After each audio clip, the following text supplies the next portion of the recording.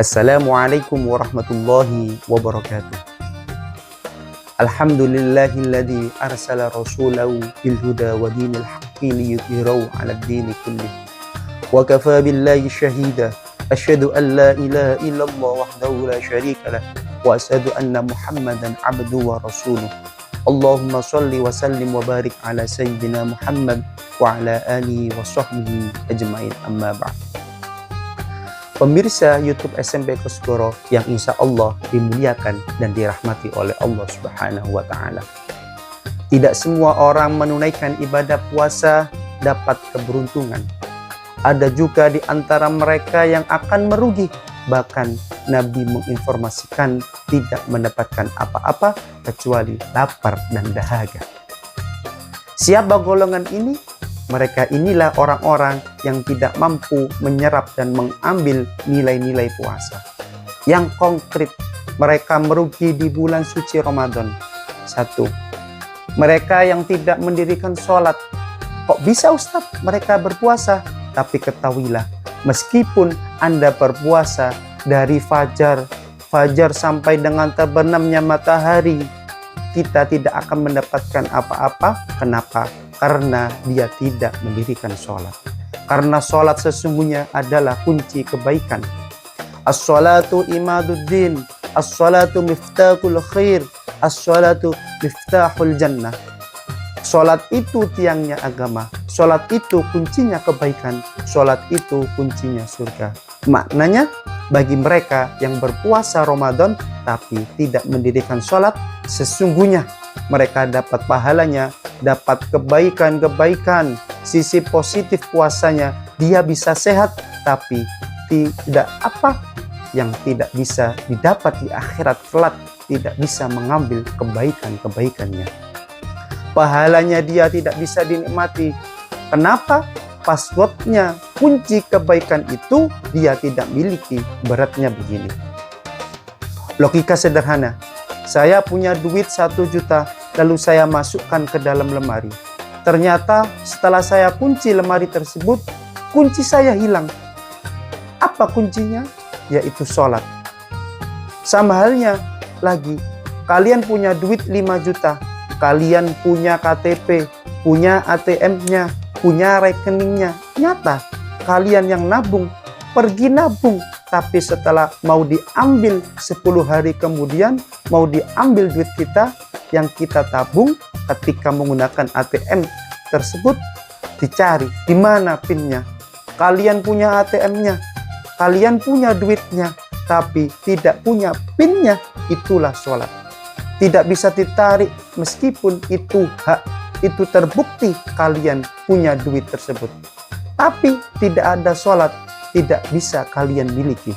Sebaliknya lagi, punya duit, oke, masih bisa. Cara kita tarik melalui buku rekening. Ketika kalian mau mengambil buku rekening melalui bank, itu akan ditanya, mana buku rekeningnya? Tidak punya. Maka tidak bisa kita ambil. Meskipun kalian atas nama kalian punya rekening itu, tapi tidak punya rekening atau tidak punya KTP untuk mengambilnya, tentu bank tidak akan memberikan izin untuk mengambil. Begitu juga dengan akhirat kelak. Kalian punya puasa 30 hari berturut-turut, tidak ada yang lepas. Tapi ketika di akhirat kelak, Allah berkata kepada kalian, nih puasamu 30 hari tidak pernah lepas, nih puasamu lengkap. Mana kuncinya? Allah bertanya. Mana passwordnya? Ketika ditanya, kira-kira apa teman-teman jawabannya? Apa passwordnya? Yaitu sholat 5 waktu, maka tidak bisa dimiliki.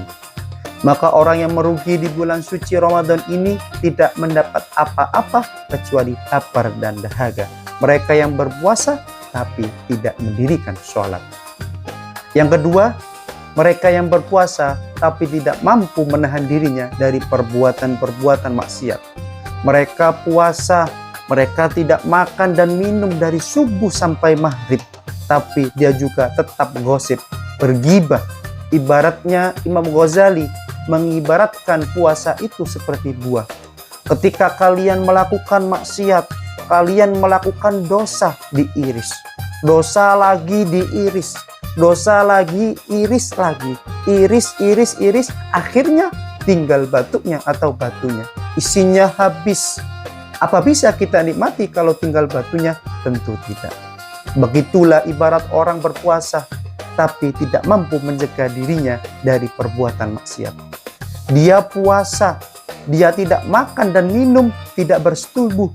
Puasanya sah, tapi gosip, gibah, kikis puasanya. Lalu dia bohong, kikis puasanya. Lalu dia sengaja melihat aurat, kikis puasanya. Lalu dia nipu, kikis puasanya. Maka mereka orang-orang yang berpuasa tapi tetap melaksanakan maksiat, tidak mampu mencegah dirinya dari perbuatan keji dan mungkar. Maka sesungguhnya dia tidak akan mendapatkan apa-apa kecuali lapar dan dahaga. Pemirsa yang saya hormati, puasa ini kita harapkan mampu mengendalikan diri kita dari hal-hal yang tidak bermanfaat. Sia-sia orang puasa tapi tidak sholat, merugi orang yang berpuasa tapi tidak mampu mencegah dirinya dari perbuatan keji dan mungkar.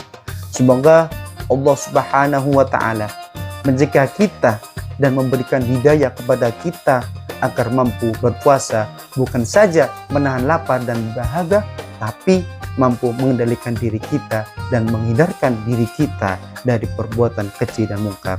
Yang penting mampu mendirikan sholat 5 waktu. Semoga bermanfaat. Saya Fikri Ali untuk pemirsa SMP Kosgoro dimanapun kalian berada. Wallahu muwafiq ila aqwamit thoriq. Assalamualaikum warahmatullahi wabarakatuh.